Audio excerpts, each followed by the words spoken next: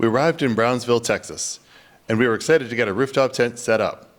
The weather was great, and this was day one of the rooftop tent adventures, with many more to come. We got the pups and ourselves settled into camp, had a nice homemade beef and bean burrito dinner, and enjoyed some time relaxing. Our plan is to arrive at the U.S.-Mexico border between Brownsville, Texas and Matamoros, Mexico early the next morning. From the campground, we're only a 10-minute drive from the border.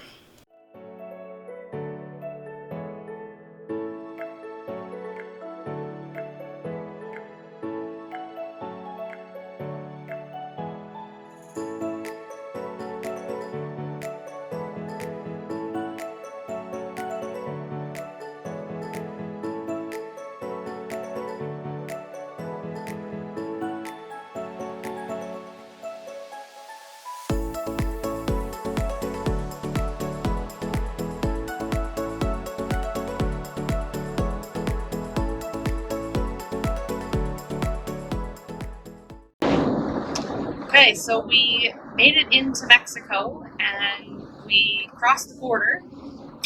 The whole time we were prepared and ready for our passports, get our insurance, and all that kind of stuff, and there was none of that.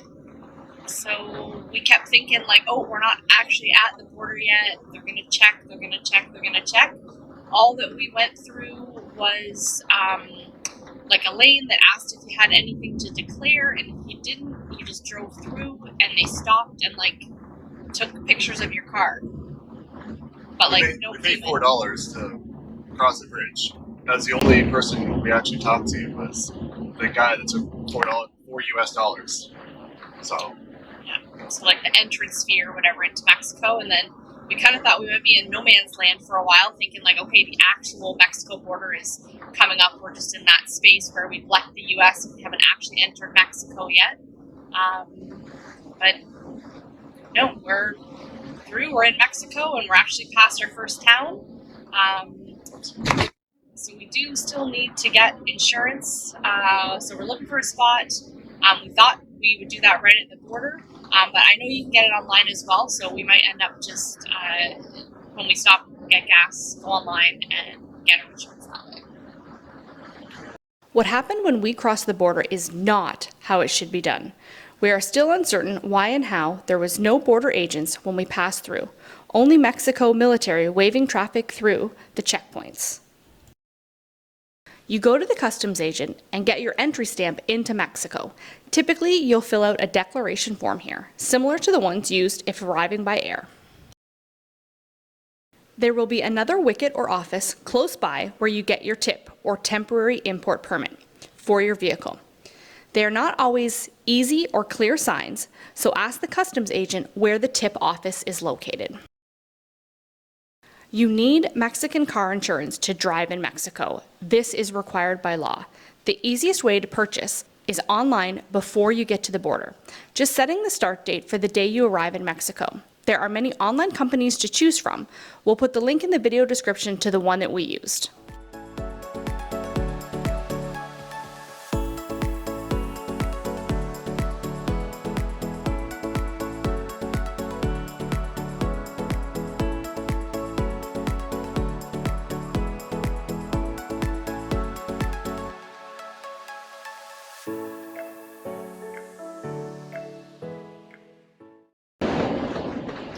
When you're driving in Mexico, watch out for bumps. There's lots of speed bumps and like just random speed bumps in the middle of like nowhere. So keep your eyes peeled for that.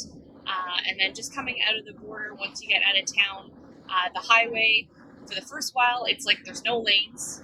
It's just kind of a free-for-all. It's sort of 3 lanes-ish. super stressful. It's basically, it's a giant free-for-all. Like you squeeze in wherever you squeeze in, and people are squeezing in beside you. There's no personal space bubble. Yeah, so really paying attention and alert. So yeah, we didn't tape right when we came through the border. Obviously, we couldn't through the border, and then, like I said, the whole time we kind of thought we were coming up to the border still, and the traffic was crazy. And then now we're through it, and now we can tape. So sorry you didn't get to see too much of that, but yeah, just be prepared for a little bit of craziness. And then once you get onto the highway, there is lane markers, so you'll see like a yellow center lane, and then it looks like there's like a dashed white line and then like a kind of a wide shoulder. That's actually where you're supposed to drive, is that wide shoulder. So you're kind of halfway straddling the white line, the dotted white line, and it's so that people can pass in the middle.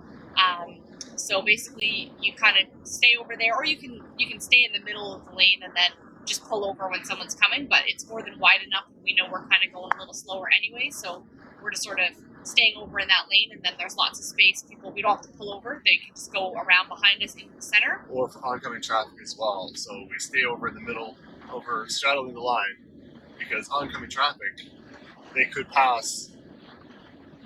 Yeah, they're doing the same thing the other way, so you got to watch out for that. And you also have to watch out for cyclists on the side of the road. Or people picking up garbage or selling things or walking or, yeah. So we are just outside Matamoros.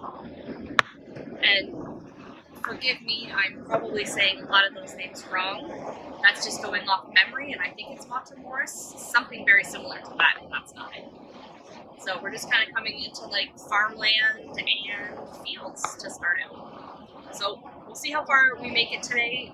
We want to find somewhere safe to stay for the night and, get some miles in, but we don't want to drive in the dark either. So yeah, we'll see where we end up. We're in Mexico and off on an adventure. A bit stressed about not having the tip or an entrance stamp on our passport, but we'll figure it out as we go. All part of the adventure.